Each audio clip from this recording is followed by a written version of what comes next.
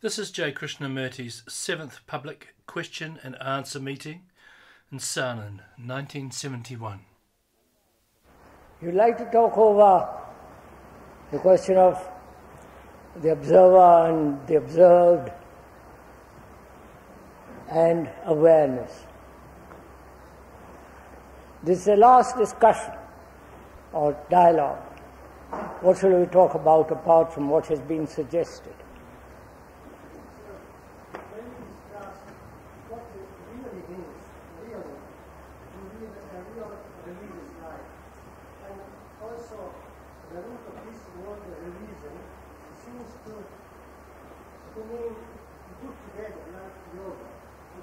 No. Yoga has quite a different meaning. I'll explain.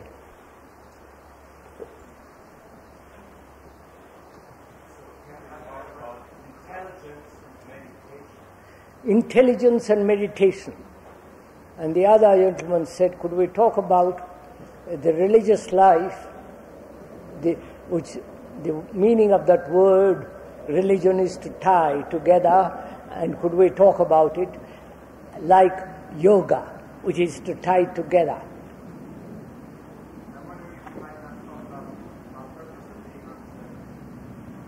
Our purpose of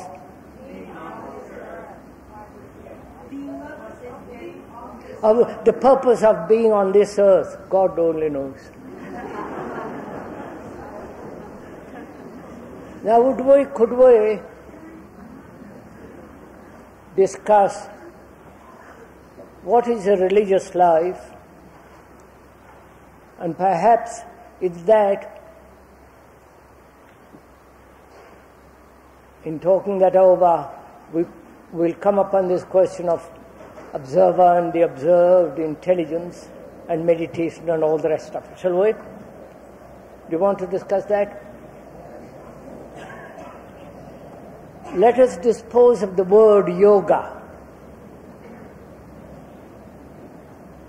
As is generally understood, the word yoga it's generally understood as bringing together, tying together. I have been told by scholars that the word yoga doesn't mean that at all,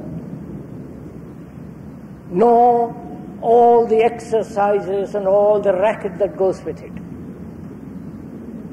What it means is unitive perception, perceiving the whole thing totally as a unit. The capacity or the awareness or the seeing the whole of existence as one. Unitive perception. That's what it means, what the word yoga means. Right, sir?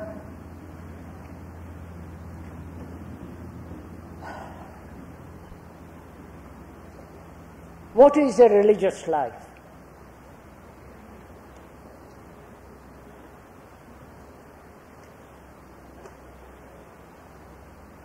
I don't know if it interests you at all to find out what religion means. Not the accepted meaning of that word,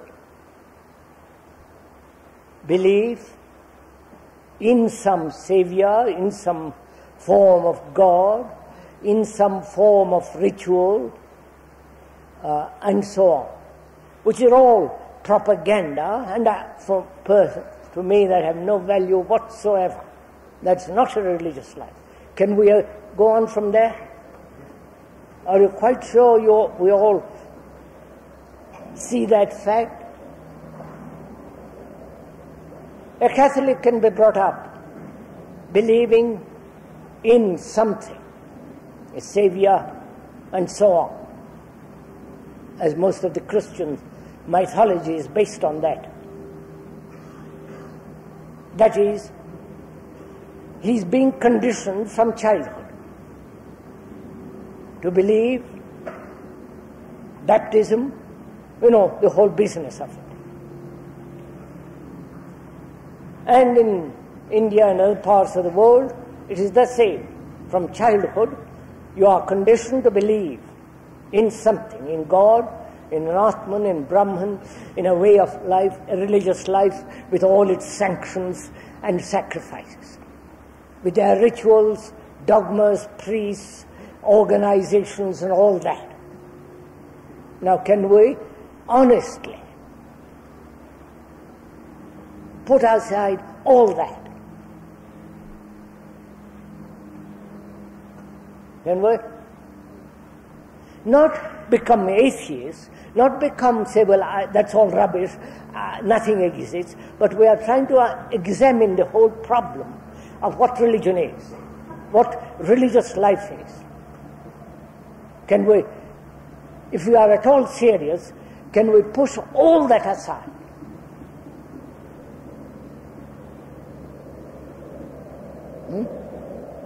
Have you pushed it all that aside? Right. I don't know, it's up to you.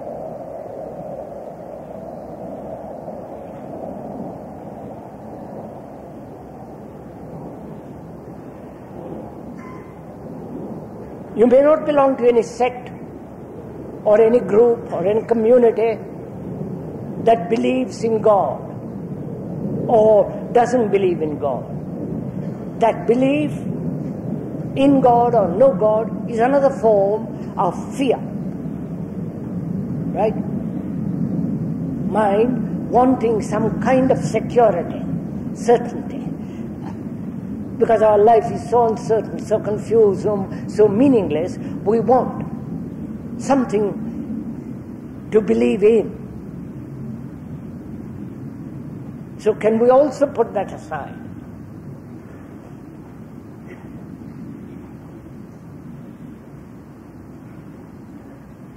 The hope that something outside, a superior agency exists.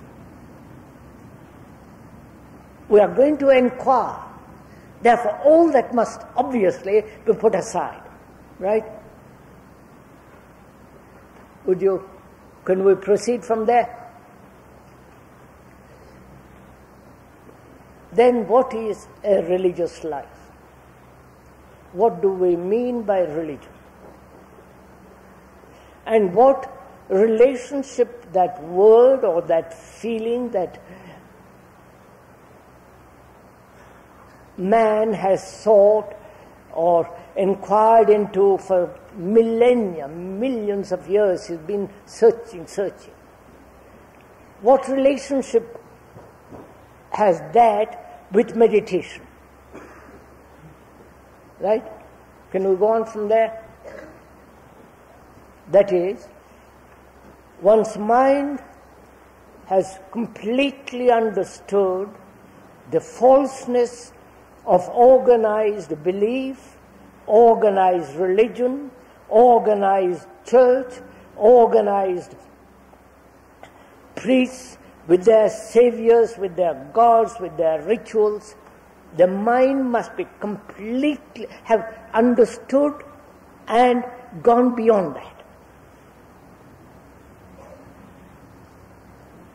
Then also the mind must go beyond this desire to find something, say seeking.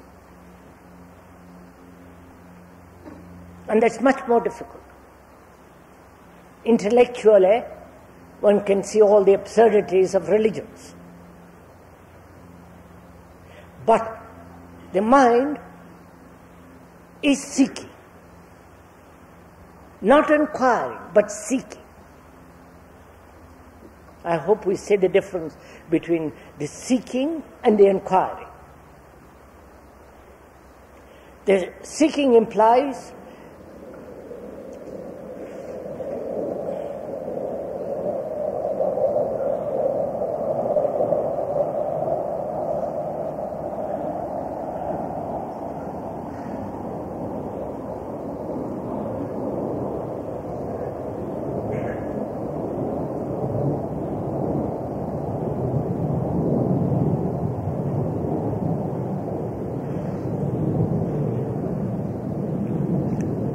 seeking implies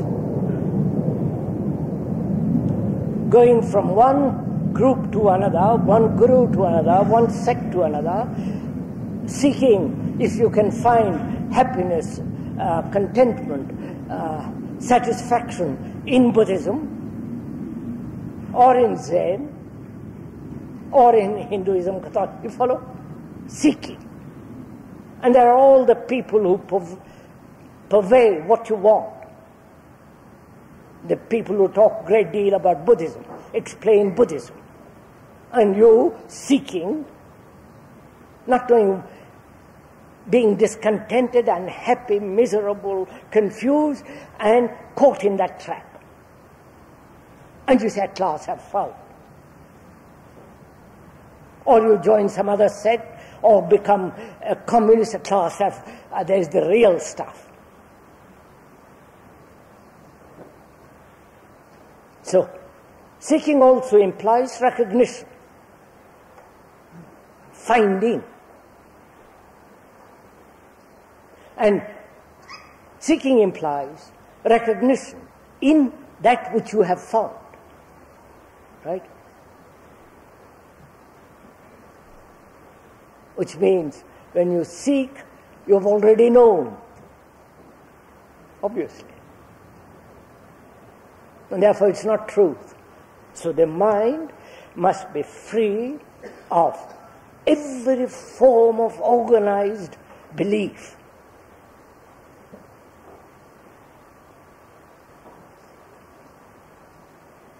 Therefore cannot possibly belong to any group, to any person. It is not a personal cult.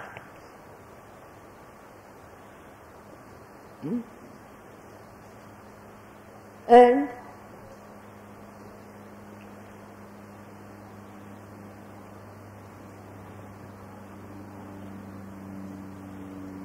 we are concerned with inquiry.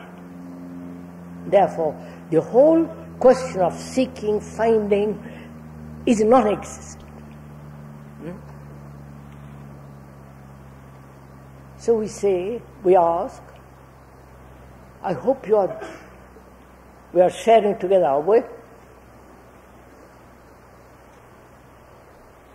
So we ask, what is this thing that man has really inquired into all his past? You follow? The inquiry.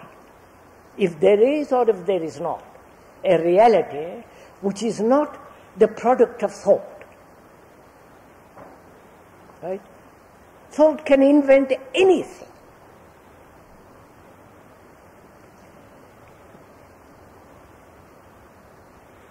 There was a man once, I used to know, he experimented with something which was quite amusing. He picked up a piece of stone which had a strange shape and put it on the metal piece, and every day he offered to that stone a flower. By the end of the year, he was lost with that flower and that stone. That to him was reality. I don't know if you follow all this. And he began by just for fun. And then he was caught. So the thought can invent, imagine anything. Gods, no gods, angels, no angels. Follow? It can produce every form of neurotic perceptions, ideas, conclusions. So, knowing that intelligently, man says then, how can that thought be quiet so that the mind is free to inquire? Right? You follow this? Because if thought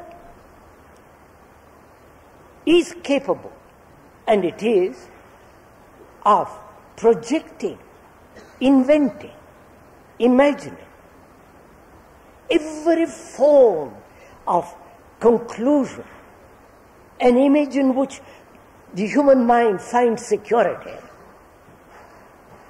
that security, that image becomes an illusion.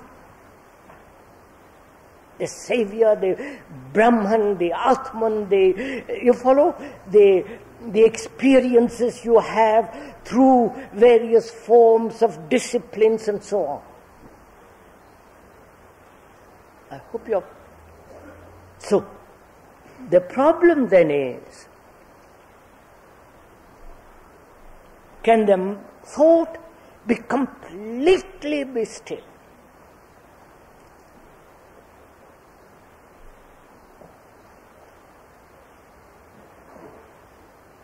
And they say you can make it still only through a system. Right? Please, we are discussing, don't just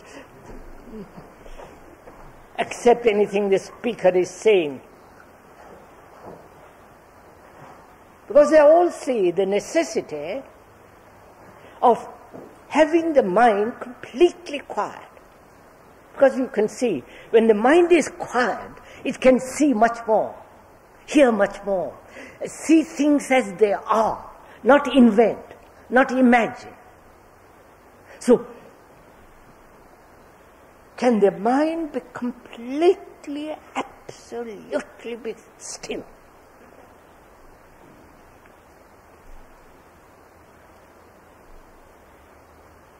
And it can only be stilled through, they say, discipline, control, through a particular form of a system which their teacher has invented. Right? You're following? And can a system, a discipline, a conformity make the mind quiet? Really quiet? Or following a system, practicing day after day, doesn't it make the mind mechanical? And being mechanical, then you can control it. Like any other machine, you can control machines. Are you following? But the brain is not quiet. It has been shaped, conditioned by the system which it has practiced.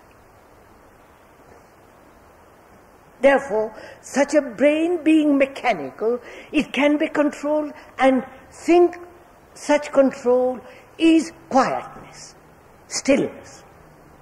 Right? Therefore, obviously it is not.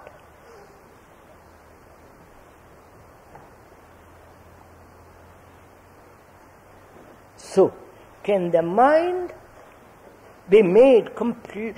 Can the mind become completely still without coercion, without compulsion, without discipline?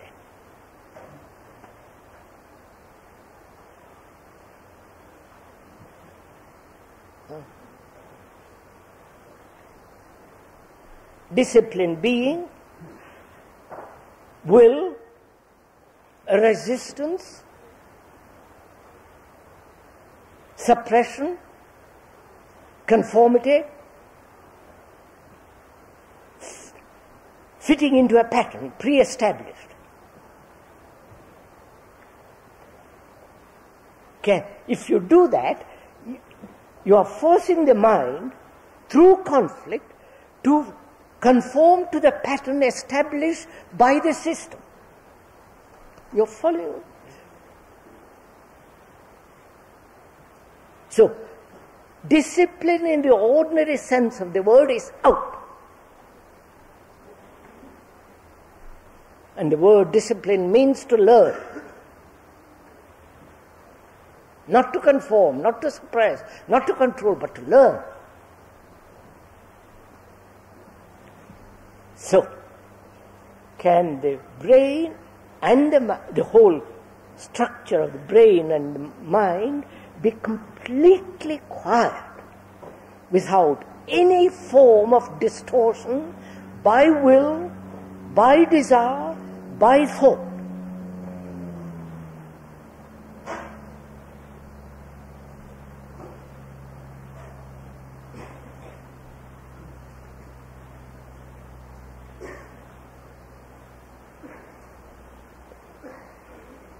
So that's the problem.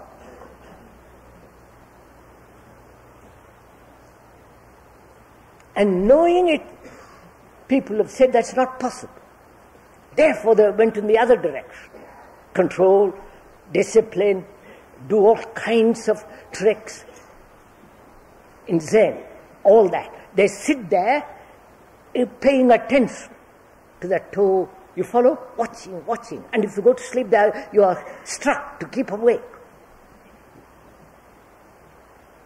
This kind of tremendous discipline, mechanical and therefore controllable, and in the hope of achieving an experience which will be true. Right? Are you taking part in all this, or am I just going on by myself? Beg pardon? Yes, I will say, go with me, go along, we'll go into this. But see the problem first, not just the detail whether mind is different from the brain and brain is different from the mind. Just see the whole problem. Man said, in the religion of history, not that I have read it, but I have friends who have told me all about it, real scholars. Man, in his search for some super transcendental experience, said mind must be absolutely quiet to receive something which it has never experienced before, which has never tasted the smell, the quality of it. Therefore he said, mind must be still. And and they've said there is only one way of making the mind still, force it.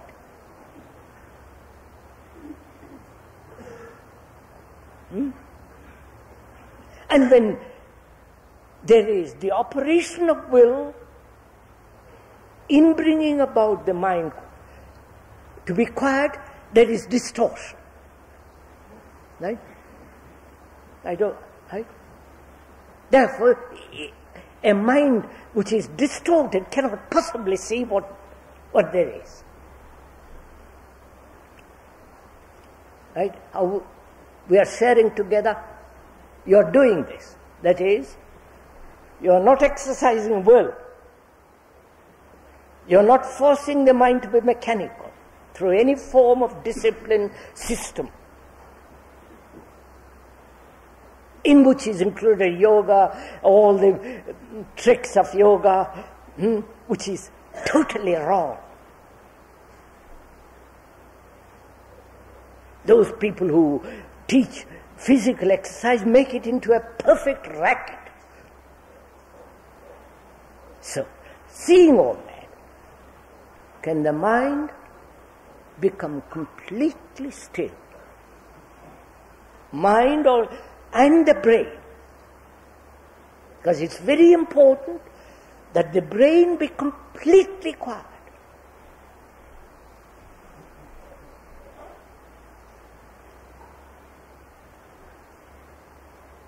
You understand?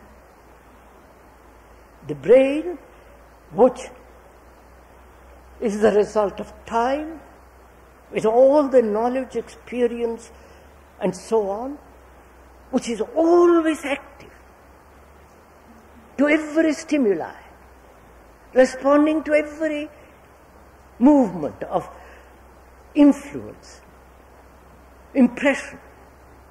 Can that brain also be quiet?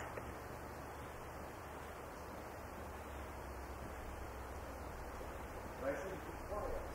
What's up? Why should it be quiet? Because Why should it be quiet? I've explained.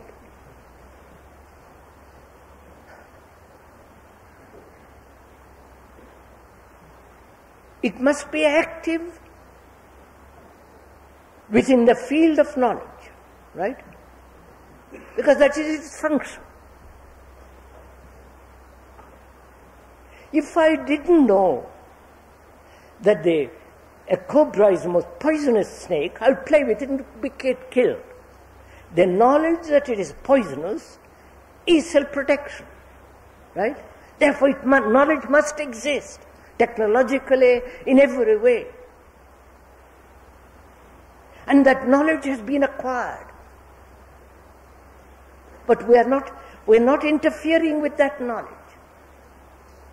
We don't say you mustn't have knowledge. On the contrary, you must have knowledge of the world, the facts, and that knowledge is to be used impersonally. You follow? Well, I won't go into all that. Now, so the brain has to be quiet, because if it has any movement, its movement will be in the direction of security, right? Because it can only function in security. Whether that security is neurotic or rational or irrational.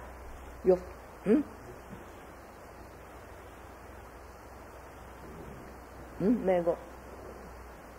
So the brain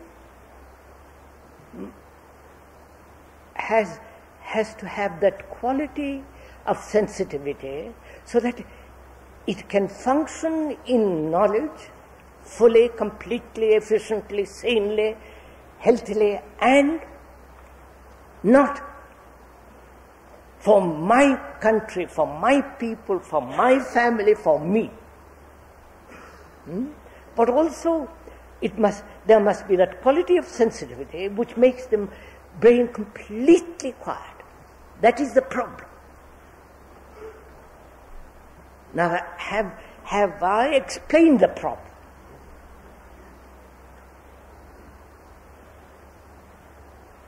Knowing the explanation is not the explained, right? I can give a description of the mountain, but the mountain is not the description. The picture is not the mountain. The mountain is there and the picture is something else. So, I've only explained, described, which has nothing whatsoever to do with the fact. The fact is whether you, listening to this, have put aside every form of organized belief.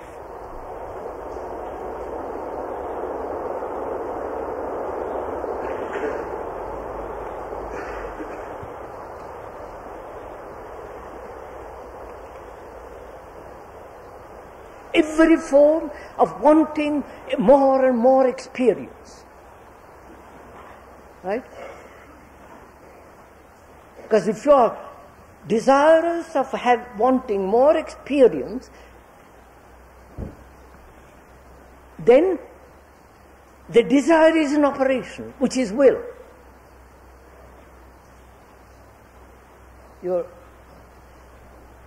So the fact is this, and if you are interested in pursuing what is a religious life, have to do this. Which means a really very, very serious life.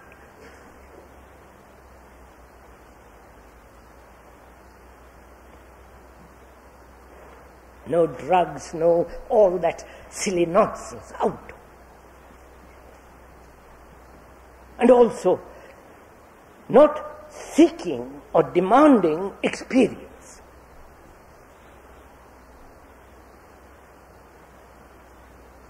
Because when you are seeking experience, transcendental, or whatever you like to call it, You're seeking because you're bored with the daily experiences of life. And you want to have an experience which is beyond all this.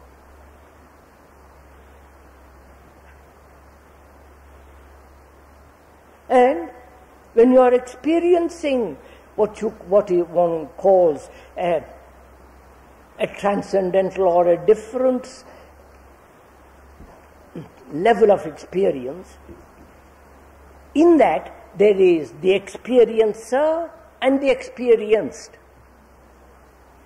There is the observer who is experiencing and the observed which is the experience. So there is division. Then there is conflict. So you want more experience. So that also must be completely set aside.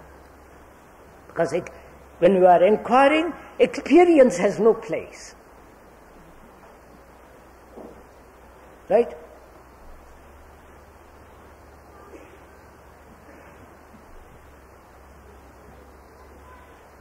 So, one sees clearly that it is absolutely necessary that the brain, the mind, the whole body, the whole system, the organism must be quiet.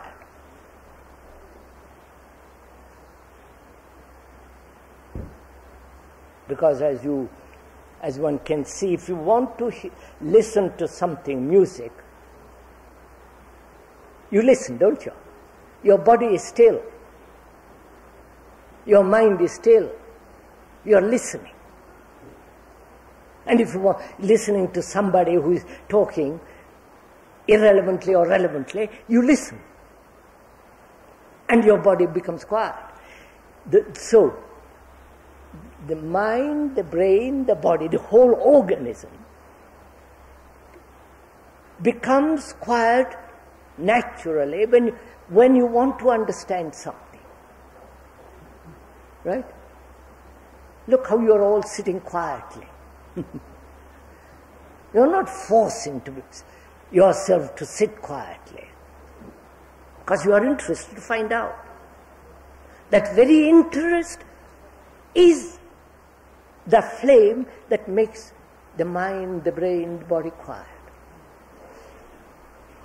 Right. So,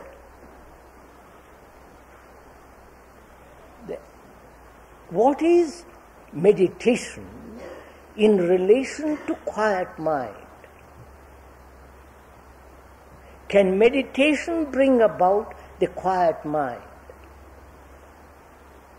Can breathing, yoga, in which also there is a whole system of respiration, breathing, to bring about the mind quiet. Right? Oh.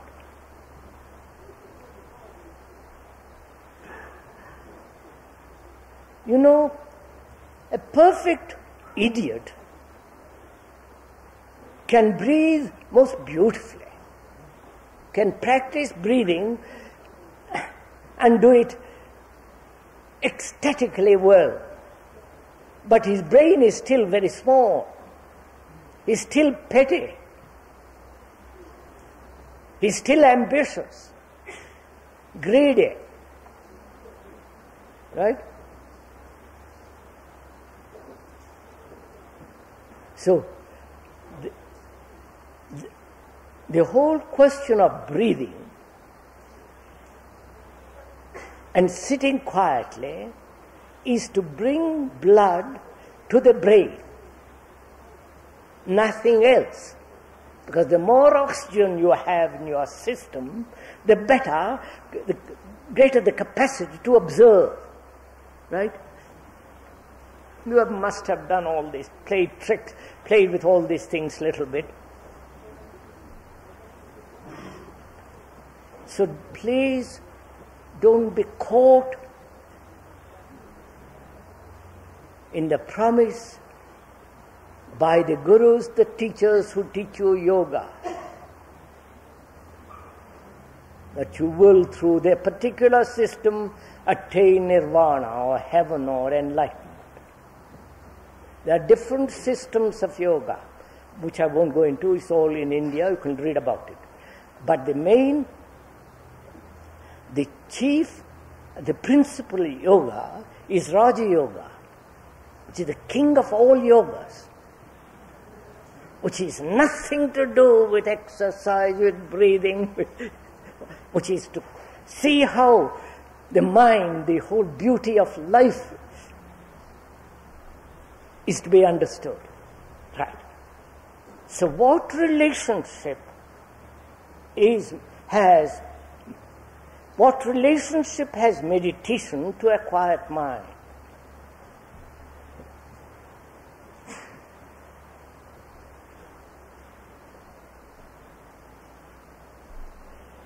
The word meditation means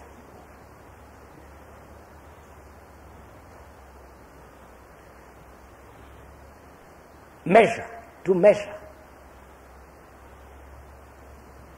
The root meaning of it. Are you following? To measure. And thought alone can measure. Thought is measurement. Right? Please, this is important to understand. And the word meditation, one really shouldn't use that word at all.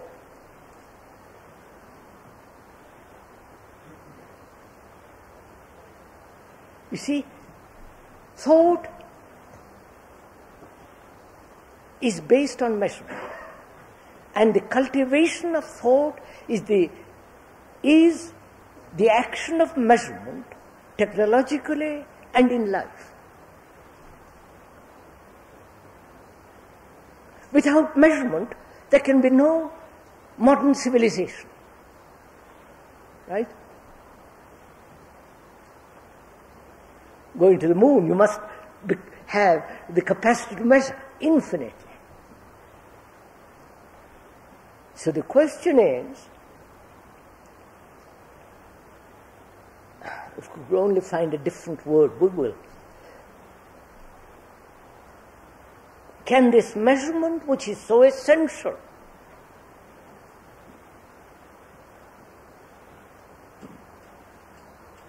which is so obviously necessary,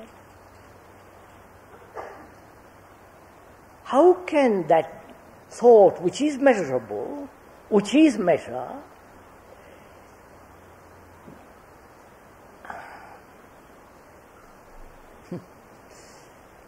come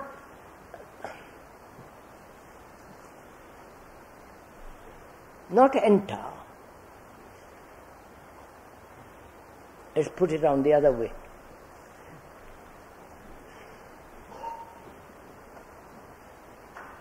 When there is this absolute quietness of the mind and the whole organism, including the brain, in that, measurement ceases. Measurement as thought ceases.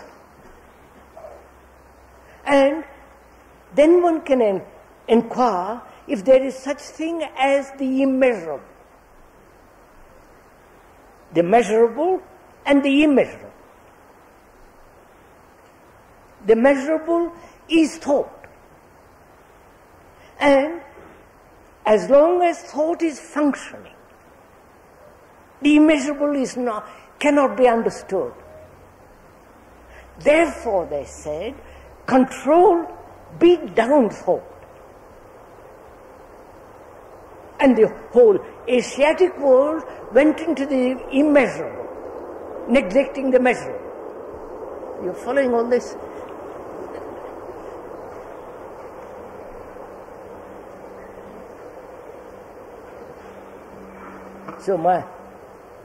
So what relationship has, we are still using the word meditation, which has a different meaning as we explained. What relationship has that to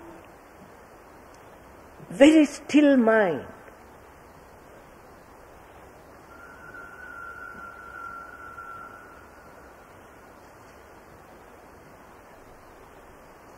No, can thought be quiet? And if it can be quiet, really, not imaginatively, which means the body, the mind, the heart in complete harmony, and seeing the truth that thought is measurable and all the knowledge that thought has produced is essential, and seeing the truth that thought which is measurable can never understand the immeasurable.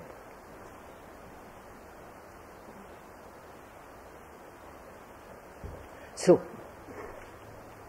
if one has gone as far as that,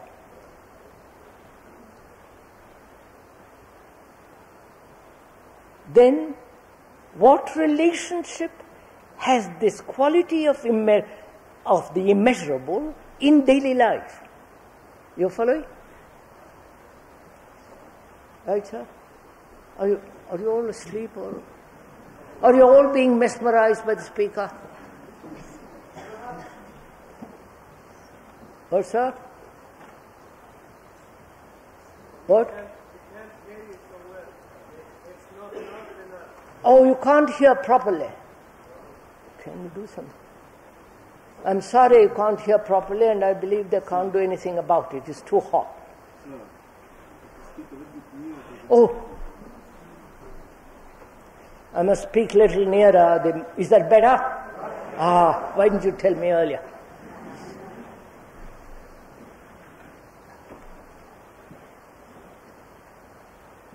We are asking,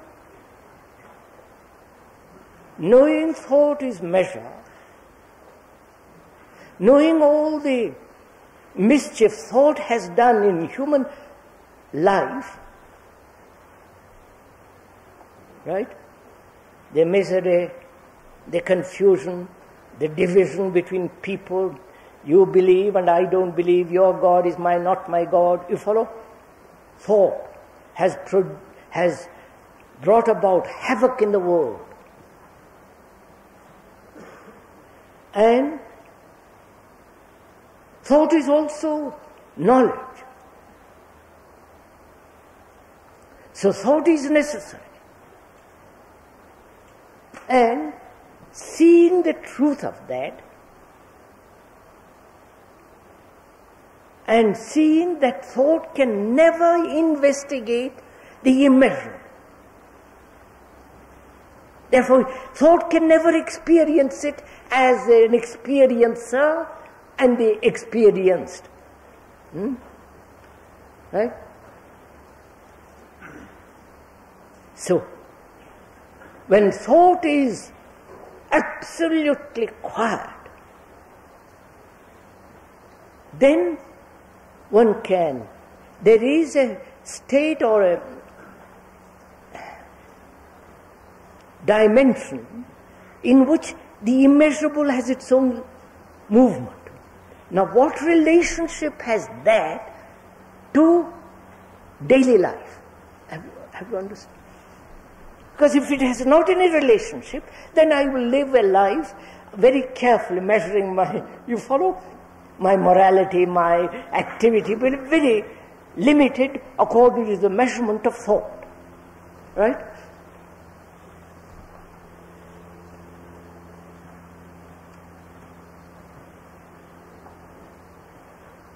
So, what is the relationship of the unknown to the known? What is the relationship between the measurable and that which is not measurable? Right? There must be a liaison.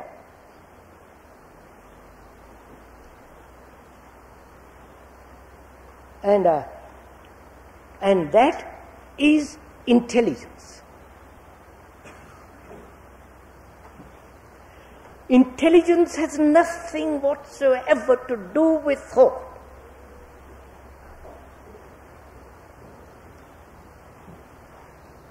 You may be awfully clever, very good at argument, very learned,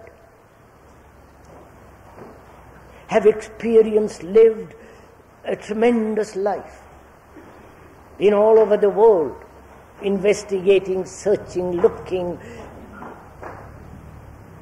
accumulated a great deal of knowledge.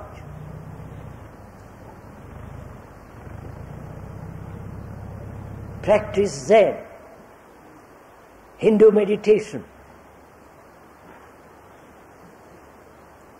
But all that has nothing whatsoever to do with intelligence. Intelligence comes into being when the mind, the heart, and the body are really harmonious.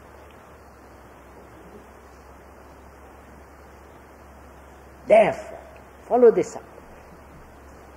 The body must be highly sensitive, not gross, not, eating, drinking, and all the rest, sex, all that makes the body coarse, dull, heavy. Therefore, you have to understand all that. The very seeing the fact of that makes you eat less, makes the body, gives the body its own intelligence. There is an awareness of the body which is not being forced, all the rest of it. So the body becomes very, very, very sensitive, like a beautiful instrument. The same with the heart, which is it is never hurt and can never hurt another. That is innocency of the heart. Not to hurt and not be hurt. And the mind, having no fear, demanding no pleasure. Not that you cannot enjoy the beauty of life, beauty of the tree, beauty of a beautiful face, looking at children, the flow of water, the mountains, the green pastures. There is great delight in that. But that delight, when pursued by thought, becomes pleasure. So the mind has to be, empty to see clearly.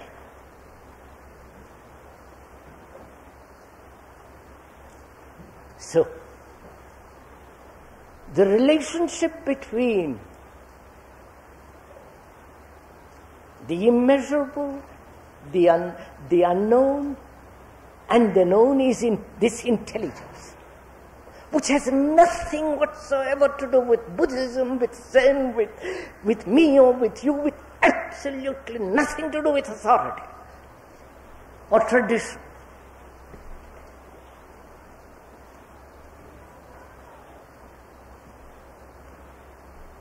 Now, have you got that intelligence?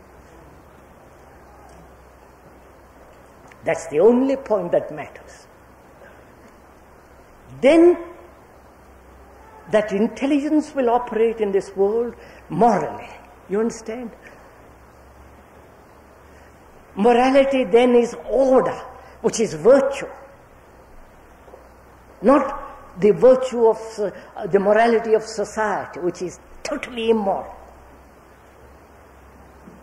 So that intelligence brings about order, which is virtue, and therefore a thing that's living, not mechanical. Right? Therefore you can never practice being good. You can never practice trying to become humble. When there is that intelligence naturally brings about order and the beauty of order. Now, so, this is a religious life. Not all the foolery around it. Now, have you, listening to the speaker, have you understood this. Understood not verbally or intellectually, but actually seen the truth of this. Therefore, if you see the truth of it, it will act.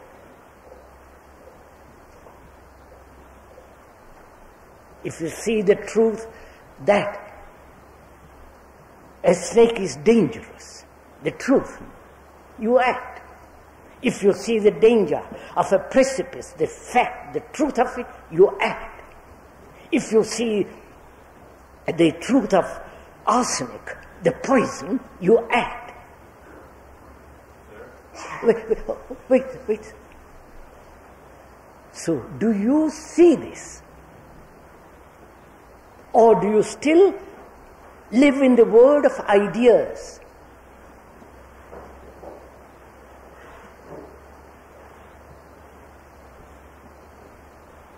If you live in the world of ideas, conclusions, then that's not truth. That's just a projection of thought.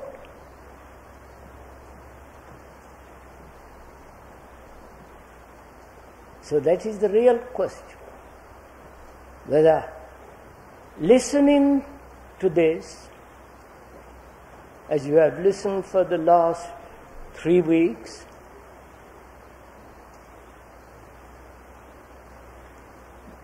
in which all the varieties of human existence, suffering, pain, pleasure, sex and immorality and all the rest of it, social injustice, national divisions, wars, whether you see the truth of this and therefore there is that intelligence which operates, not me operating, right? When you say I must be myself, which is the slogan or the cliche of modern generation, which is I must be myself, when you examine that word I must be myself, what is myself? A lot of words, a lot of conclusions, traditions, reactions, memories, a bundle of the past.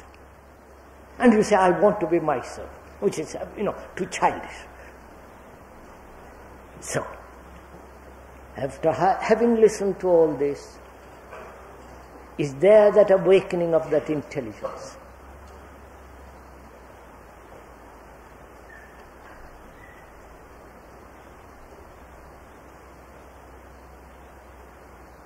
And if there is that awakening of that intelligence, then it will operate. Then you don't have to say, what am I to do?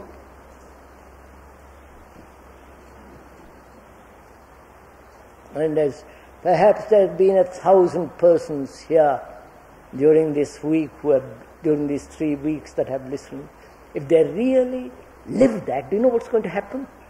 We'll change the world. We will be the salt of the earth.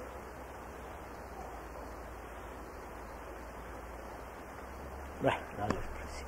Sir, do I understand correctly that for thought to cease, the mind has to see deeply the truth of the poison for seeking security? Is that what you said? Part of that, sir.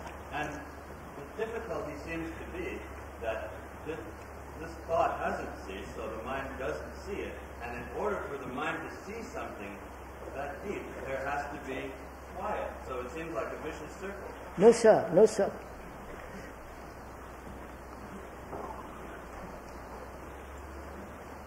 First of all, why should a mind be quiet? Why shouldn't it go on chattering?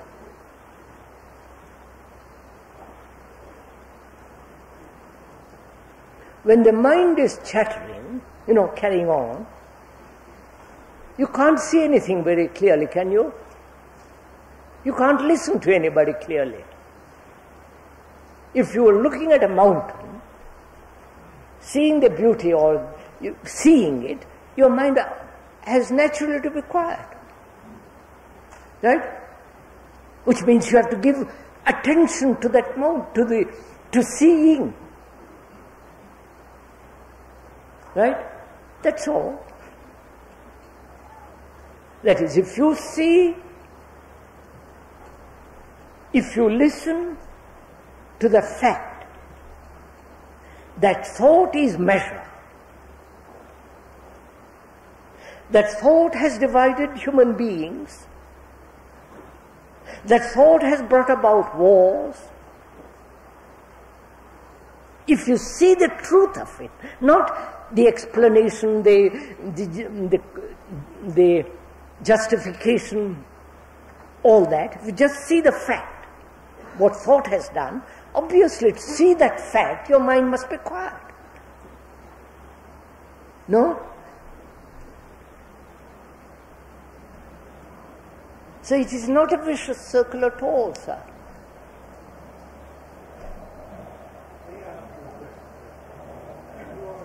Talking about the beauty of the mountain and the beauty of the cloud, and the stillness of the mind in observing the beauty of that mountain and that cloud.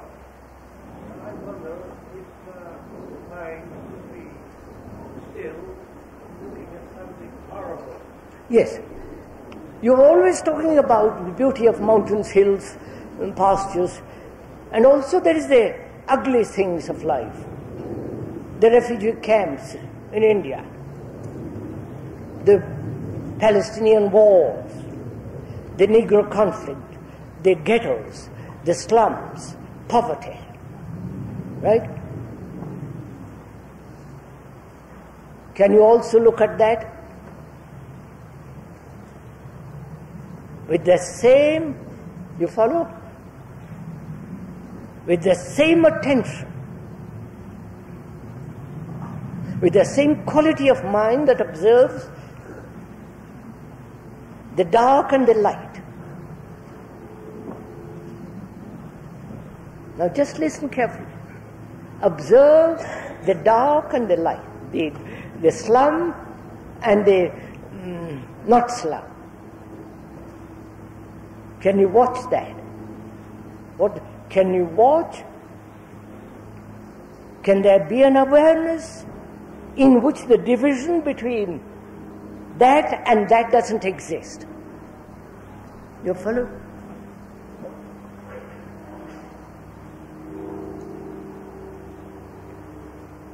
Is there an awareness in which the division between poverty and riches doesn't exist? The division, not the fact that there is not the division, with all its injustice, immorality, you follow all that. But the fact, an awareness in which this division doesn't exist. Right? You understand? That is, can the mind observe the beauty of the hill and the squalor and not prefer or incline one opposed to the other? You follow? So that an awareness in which choice doesn't exist. You can do this. Not that poverty should go on. You would do something. Politically, socially, and so on. But the mind, freed from division, from this classical division between the rich and the poor, between beauty and ugliness and all the rest of it, the opposites. Somebody wants me, has written the question that would please stop at 11:50 because we have had many of us have got catch train. I'd like to ask you, is there a difference for you between thought and speculation sometimes? Is there a difference between thought and speculation? But it's still, why should there be a difference between thought and speculation? Who is speculating? Isn't thought speculating? Isn't thought theorizing that there is God, or that there is no God, how many angels can sit on a pinhead, you follow, and so on. It is the whole business of thought, to speculate. There is no difference, it's the same, right? There always be an object, such as a tree, or a thought, or awareness, or can awareness perceive itself or exist in itself other than Yes. You can be aware objectively of a tree, of a mountain, of a person. Can thought observe its own movement? Yes. Is there an awareness of thought watching itself? I don't like the word thought. All right. An awareness of itself. Now wait a minute, just look. Have you understood the question? You can be aware of the tree, of the hill, of you sitting there. There is an awareness of that. Is there an awareness that you are aware? Right? That you are aware that you are being aware. Right? Please see the question. You can be aware of the tree, the cloud, the color of your shirt or whatever you women wear, and you can be aware objectively and also aware of how your thought is operating. But is there an awareness of being aware? Right.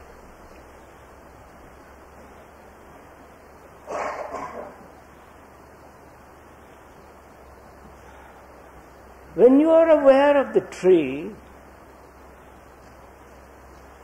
as an observer, is that awareness? The tree is there and you are aware of that tree. You then become the observer and that becomes the observed. And he says that's not it. In that there is a division as the observer and the observed. Wait a minute. Same with the cloud, same with you sitting there and the person speaking, sitting on a platform and observing. In that too there is a division. In this too there is the observer watching you, the observed.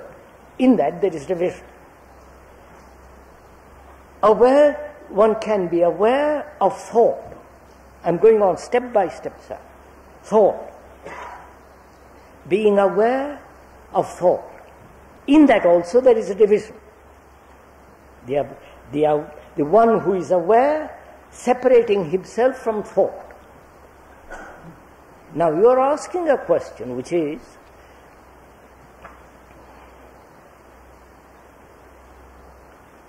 awareness, does awareness know or aware of itself without an observer? Of course not. The moment there is no observer, there is no awareness of being aware. Obviously, sir. The whole point is that. The moment I am aware that I am aware, I am not aware. No, just remain with it, sir. 2 minutes, remain with it. The moment I am aware that I am humble, humility is not.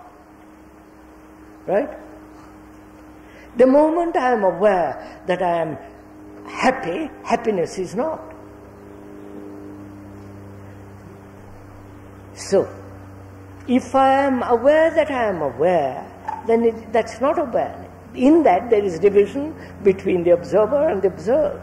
Now you are asking a question which is is there an awareness in which division as the observer and the observed comes to an end? Right? Obviously, awareness means that. Awareness means the observer is not.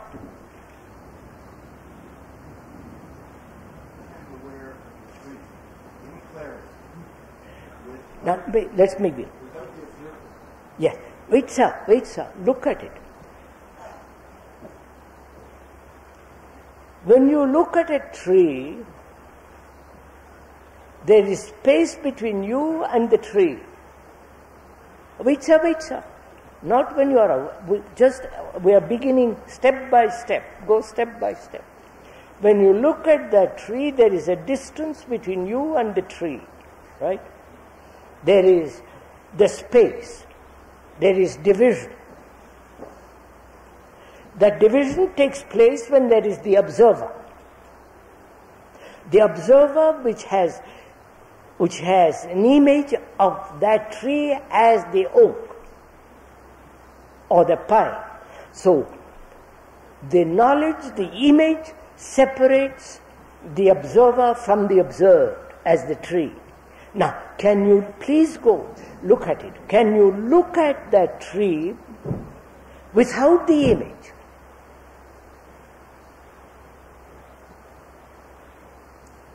Then, if you look at that tree without the image, without saying that is an oak, that is beautiful, not beautiful, like or dislike, then what takes place? Do you understand? What takes place when there is no observer, but only the observed?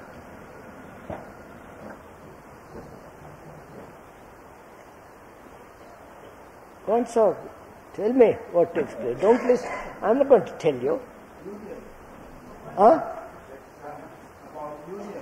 He says, gentleman says there comes about union. Union between what?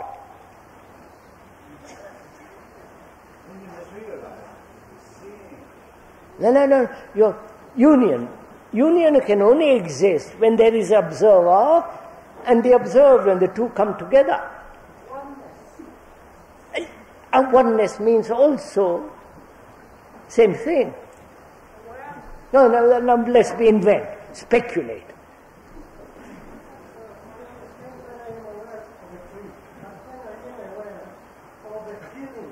I'm coming to that, sir.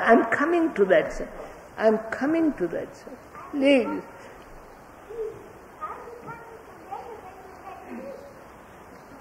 As it comes together, you have peace.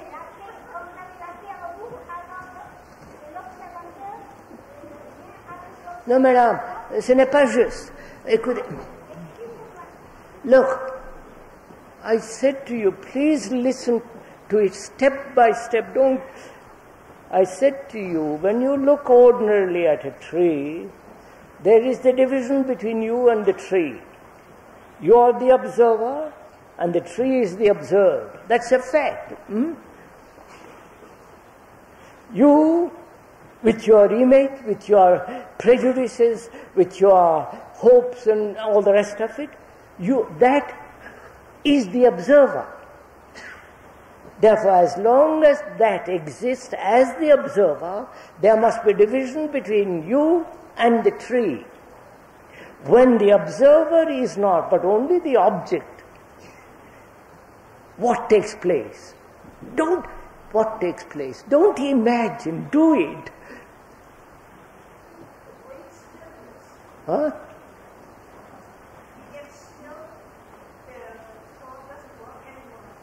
Come on.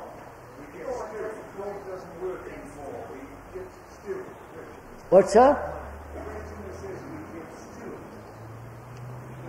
We become still. Oh Lord. What? You become the tree. My God, I hope not.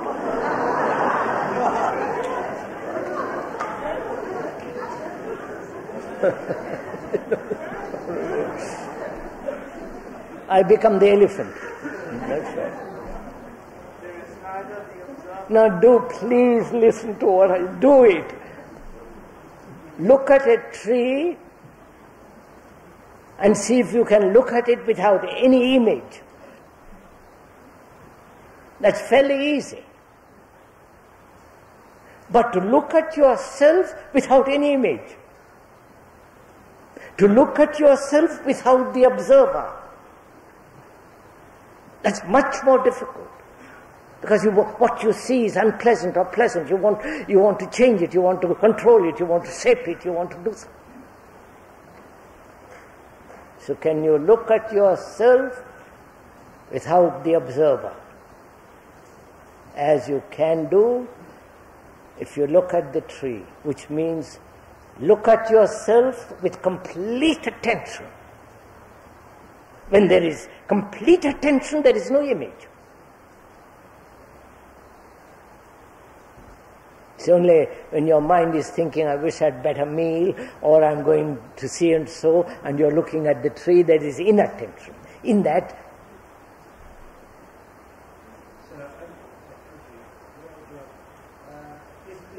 am I wrong if I say that we are in a state of awareness all the time? oh no, But we oh no. intense the division between... No, sir, please, sir. That is another speculation of thought, that we are aware all the time. We are in a state of awareness, only at moments we go off to sleep. The moments we go off to sleep, the moments when we are inattentive, that is what is important, not when we are aware. I think I better stop because nearly 11:45. Any more? What?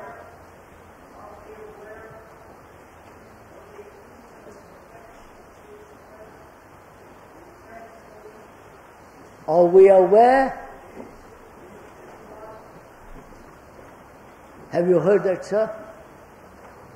We haven't heard at this end, sir. What did you say, sir?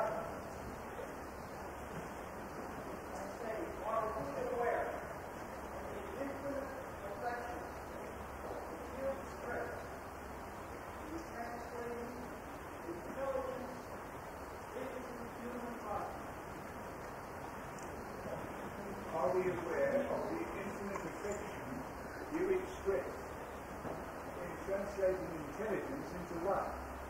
I understood the question as a sailor. Are we aware? Of the infinite affection. Are we aware of the infinite affection? When you said intelligence and its relationship to life, are we aware of the infinite affection? It's up to you, sir. No, écoutez. When I'm aware of my image, and my image goes there, isn't that awareness in itself? When I'm aware of my image, does the image exist? It doesn't. Then that is awareness in itself. That's right. Awareness in itself, without any choice, is that right?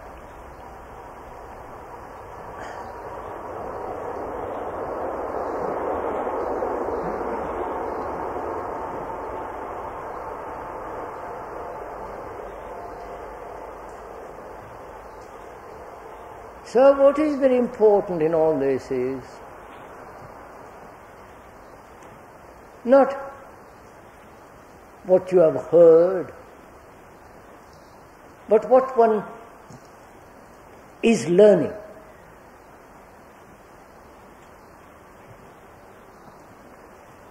Learning is not accumulation of knowledge. When you go away from here, you will have various ideas about awareness, love, truth, fear, and all the rest of it. Ideas. And those very ideas are going to prevent learning. But if you are aware of it a little bit, then you are learning.